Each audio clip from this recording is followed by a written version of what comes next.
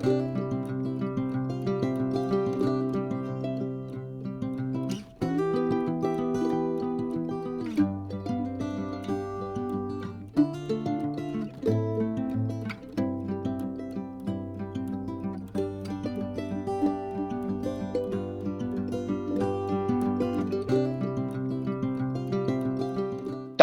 Of experimental design, ये हमें आज कंटिन्यू करना है।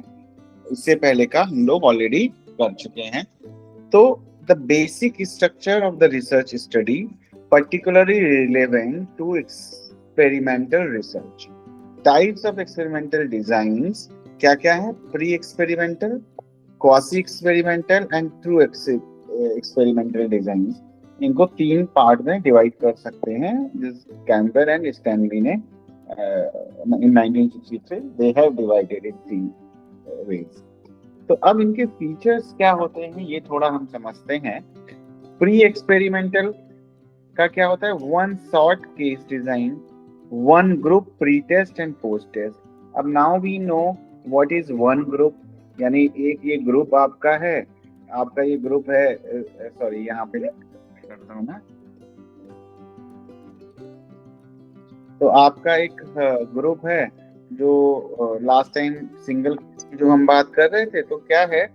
प्री एक्सपेरिमेंटल डिजाइन, यानी one short case design, one group pre test and post test.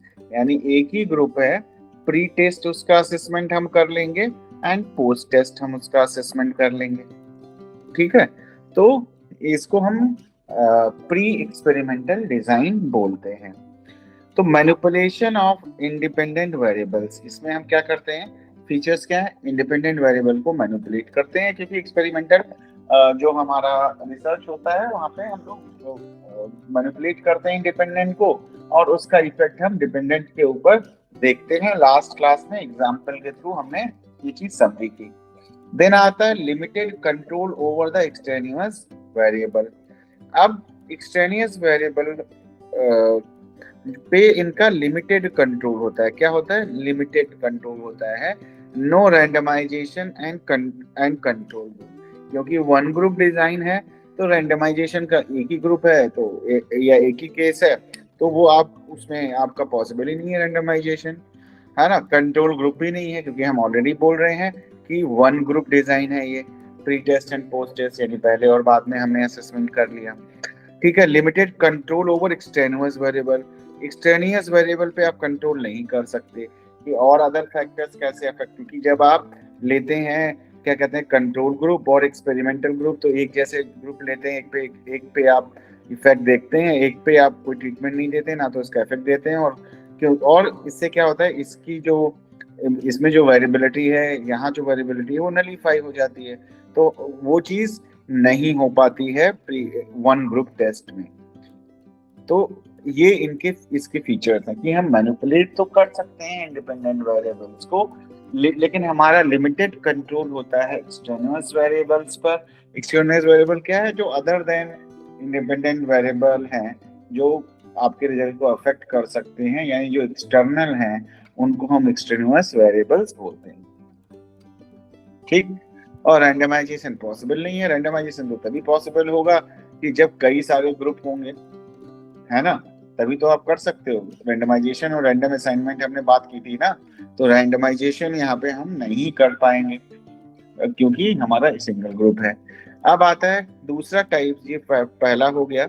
दूसरा टाइप जो हमारा आता है वो है क्वासी एक्सपेरिमेंटल डिजाइन, यानी non randomized block design, time series design.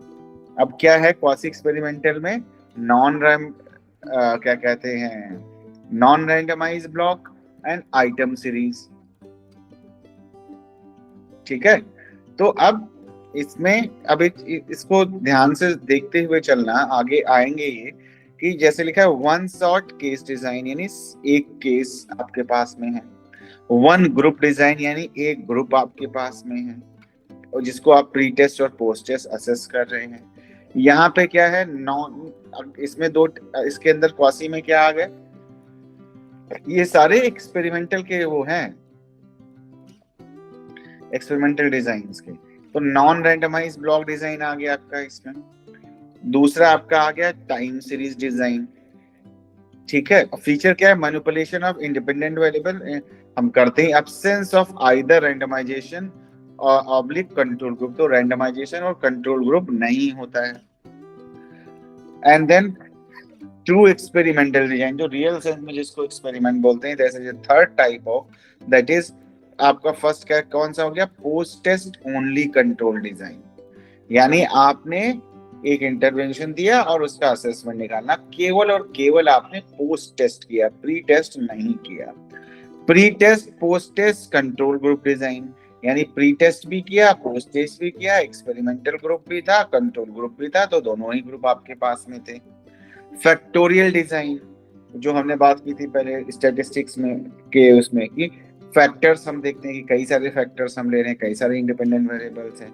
Randomise block design, हमने ऑलरेडी पीछे की क्लास में कल पिछली बार किया था कि रैंडमाइजेशन क्या होता है।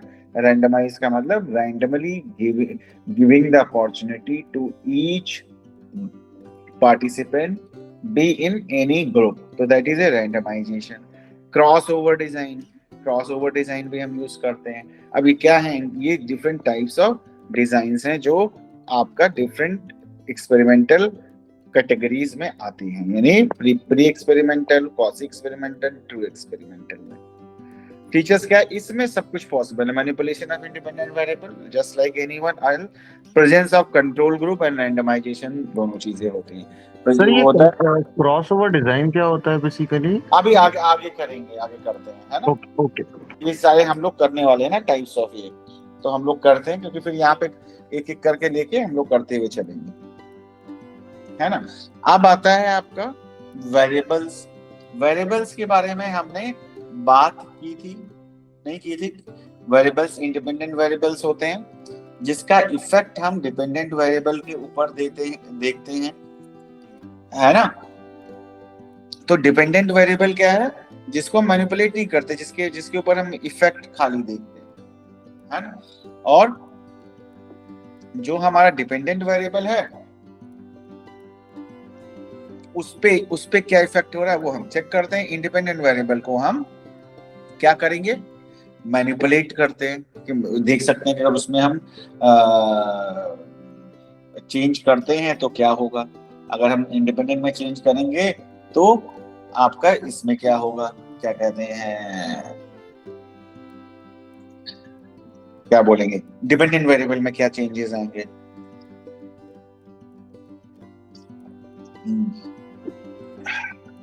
तो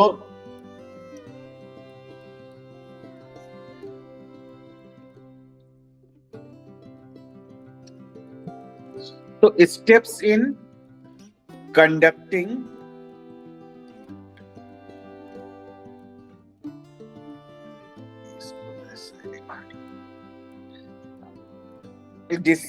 steps in conducting experimental design.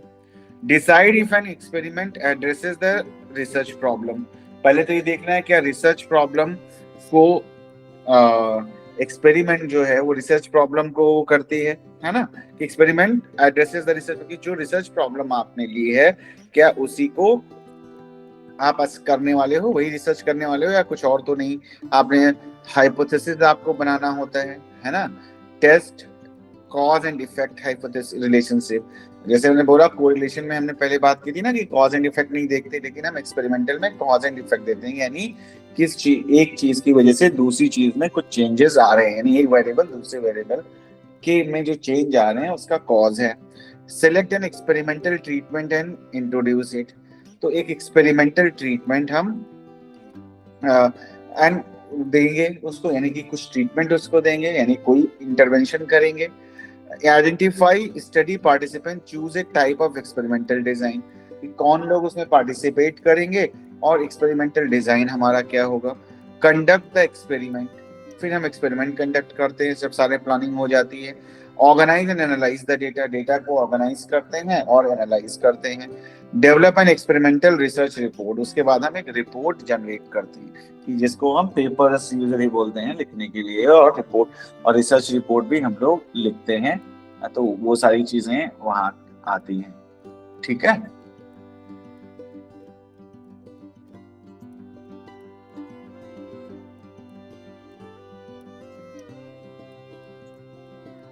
अब आता है कॉन्सेप्ट ऑफ वैलिडिटी। वैलिडिटी क्या होता है, किसी को पता है? मैंने बताया था पहले, किसी को याद है व्हाट इज वैलिडिटी?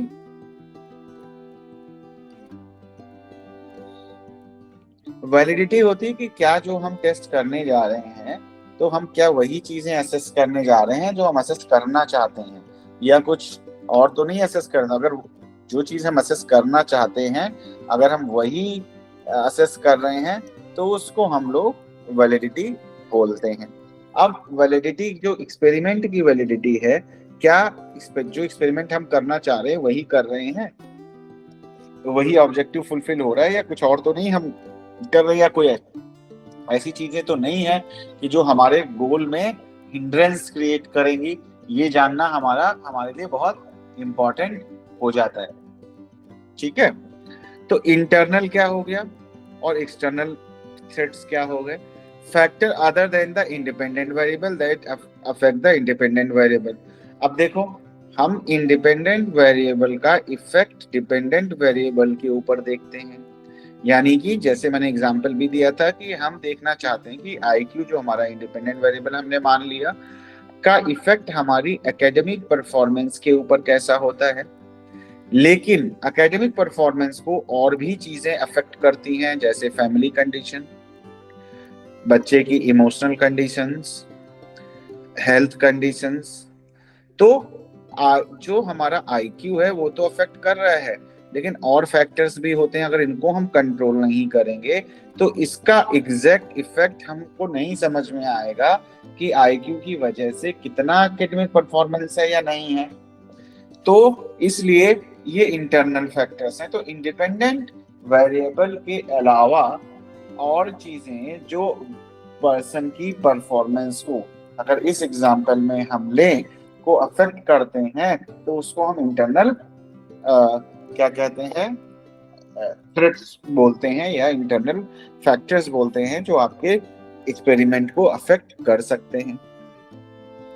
अब एक्सटर्नल क्या है? Factor that affect the generalizability of the study to group and setting beyond those of the experiment. अब क्या है? जो एक्सपेरिमेंट के अंदर नहीं है और जो आपकी जनरलाइजेबिलिटी को अफेक्ट करते हैं। अब जनरलाइजेबिलिटी क्या होती है ना? जनरलाइजेबिलिटी आपका कि आपने कोई रिसर्च किया, उसको हम अपनी पॉपुलेशन के ऊपर कितना इम्प्लीमेंट कर सकते हैं, तो वो कई सारी फैक्टर्स पे डिपेंड करती है। हमने बहुत बार पहले भी बात किया है, ठीक है। और उसको बात करने में ये करना है हमें कि जब हमने जो बात की उसमें वो ये बात की कि भाई जो सैंपल है, अगर वो बहुत छोटा है, नॉर्मल प्रोबेबिलिटी कर्व को नहीं फॉलो करता है ना, स्किव्डनेस है उसमें, तो वो उस क्या कहते हैं, सैंपल के रिजल्ट को हम जनरलाइज नहीं कर सकते हैं अगर बहुत छोटा सैंपल है। और ये सारी और भी कई फैक्टर्स होते हैं, अगर वो हैं तो हम नहीं कर पाएंगे। तो इनको हम एक्सटर्नल फैक्टर्स बोलते हैं, है ना, जो कि ग्रुप की सेटिंग्स और उनके बियॉन्ड होते हैं, उनको हम। तो जनरलाइजेबिलिटी कि पता चला आपने रिसर्च किया और सिर्फ दिल्ली से सिर्फ सैंपल कलेक्ट किया, तो बाकी स्टेट से तो आपने किया नहीं, तो उनके ऊपर आप जनरलाइज नहीं कर पाओगे। तो ये सारी चीजें इसके अंदर होती हैं जो एक्सटर्नल फैक्टर हैं। तो आई होप ये आपका जो इंटरनल और एक्सटर्नल फैक्टर्स हैं ये आपको समझ में आए होंगे। ठीक,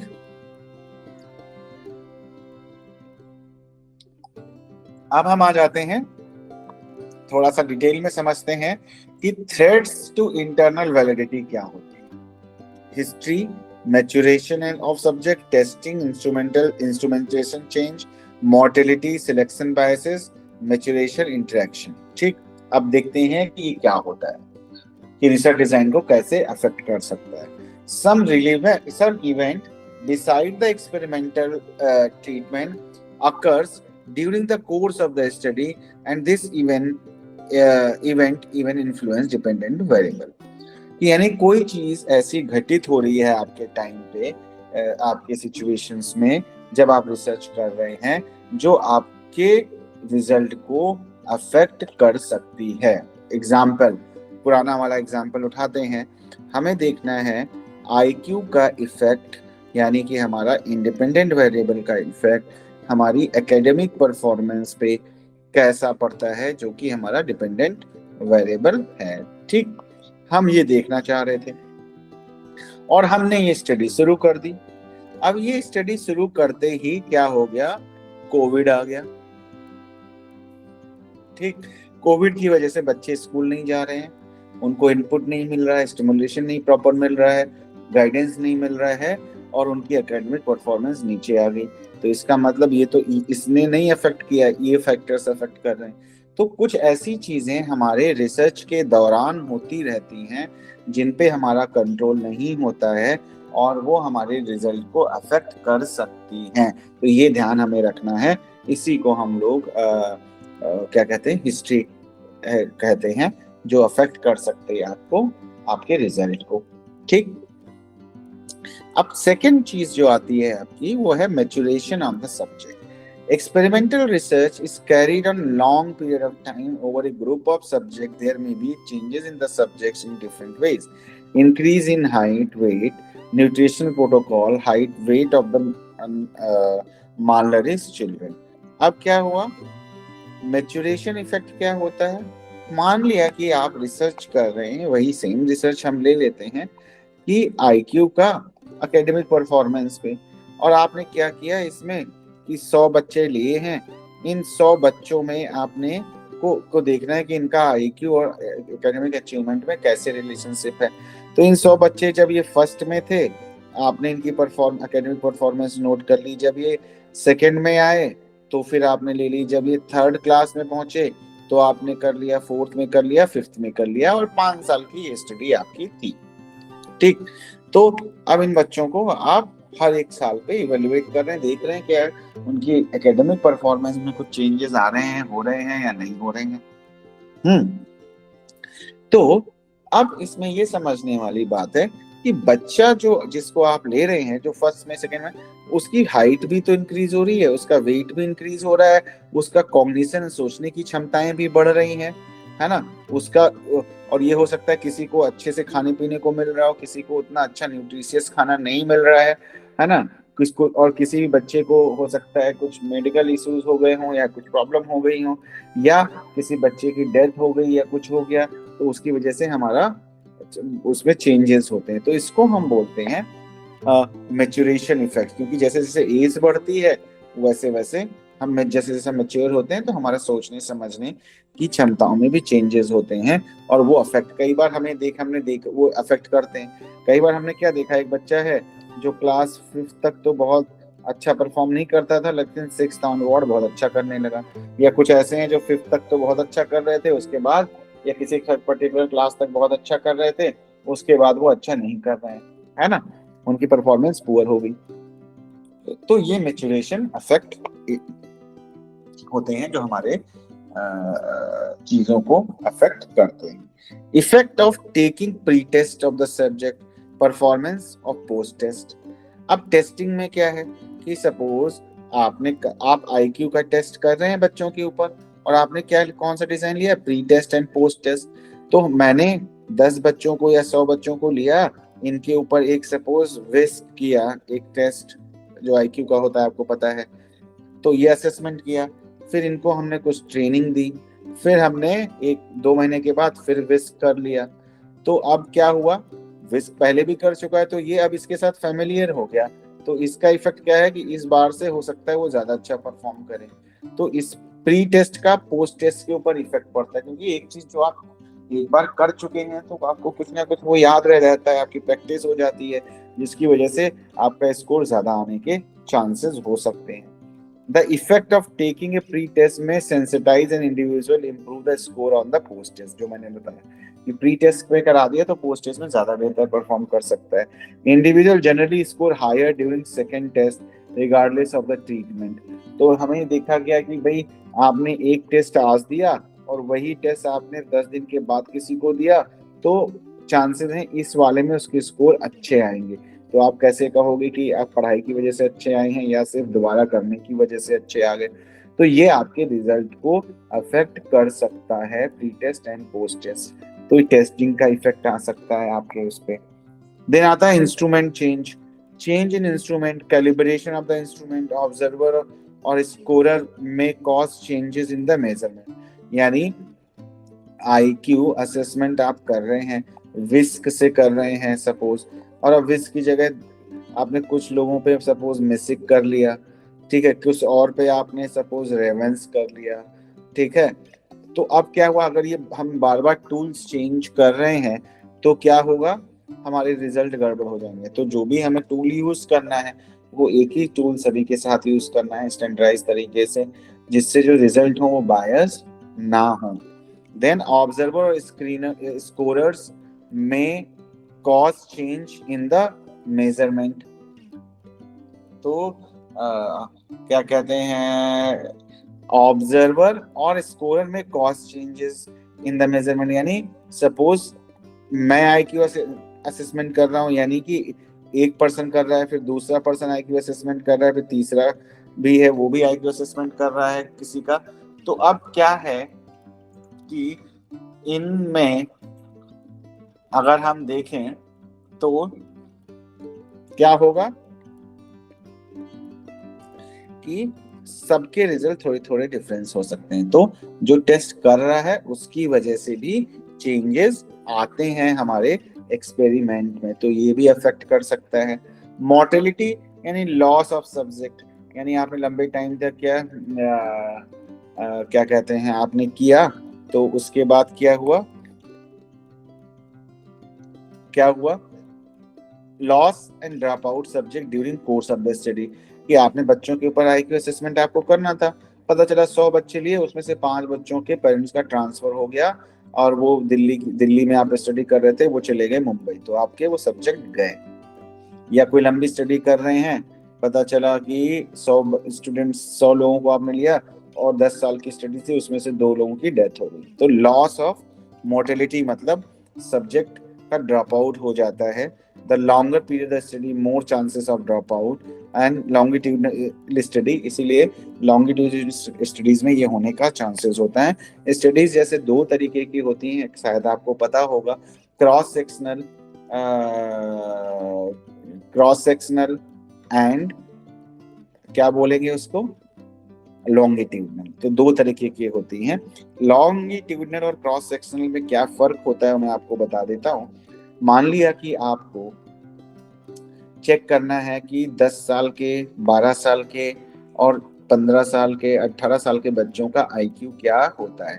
तो एक तो तरीका है कि आपने 100 बच्चे ले लिए जो 10 साल के थे, जब वो 10 साल के थे आपने आईक्यू असेसमेंट कर लिया, जब वो 12 साल के तो अगेन आपने सेकेंड टाइम आईक्यू असेसमेंट कर लिया, जब वो 15 साल के थे तब आपने थर्ड टाइम आईक्यू असेसमेंट कर लिया, फिर आपने फोर्थ टाइम आईक्यू असेसमेंट कर लिया। इन तीनों के रिजल्ट को आपने कंपेयर कर लिया। एक तो ये तरीका है। दूसरा तरीका, इसको हम बोलेंगे लॉन्गिट्यूडनल, क्योंकि हमने 100 बच्चे लिए, उन्हीं को हम कंटिन्यू कर रहे हैं लॉन्ग पीरियड ऑफ टाइम के लिए। दूसरा तरीका जो आपका आता है वो ये आता है जिसको हम बोलते हैं क्रॉस सेक्शनल। क्या बोलते हैं, क्रॉस सेक्शनल।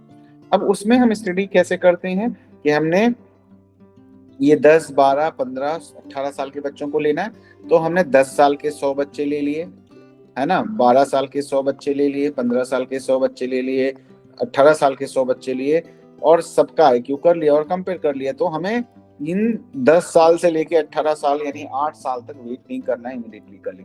अपने अपने सबके प्लस पॉइंट माइनस पॉइंट होते हैं। तो जो लॉन्गिट्यूडनल स्टडी है जिसमें हमने 100 बच्चों को लिए के 8 साल तक स्टडी किया, उनमें ज्यादा चांसेस होते हैं ड्रॉप आउट के। क्रॉस सेक्शनल में क्योंकि इमीडिएटली करके खत्म किया आपने, तो उसमें उसके चांसेस कम हो जाते हैं। ठीक, अब एक और पॉइंट आता है जिससे हमारी स्टडी इफेक्ट हो सकती है, selection bias. Subjects are not selected randomly for participation in group. There is a possibility of comparison may not equivalent. तो पता चला आपने अपनी मर्जी से 2 ग्रुप्स बना दिए, उसमें जिसको मन हुआ उसको रख दिया, तो गड़बड़ हो सकता है। तो हमेशा रैंडमाइजेशन यूज करना चाहिए, नहीं तो आप बायस हो जाएंगे। और इस बायसनेस को हम बोलते हैं सिलेक्शन बायस। कि सिलेक्ट आपने ग्रुप में लोगों को सिलेक्ट करने में आप बायस्ड हो गए, तो ये हो सकता है। ठीक है, तो ये इंटरनल जो आपकी वैलिडिटी है उसके बारे में हमने बात की। अब मेरा नेक्स्ट क्लास ऑलरेडी 6 बजे से शेड्यूल्ड है, आपने थोड़ा लेट ज्वाइन किया, तो मैं अब इसको कंटिन्यू नहीं कर रहा हूँ। एक्सटर्नल वैलिडिटी में और बाकी टाइप्स ऑफ रिसर्च मैं नेक्स्ट क्लास में कंटिन्यू रखूंगा।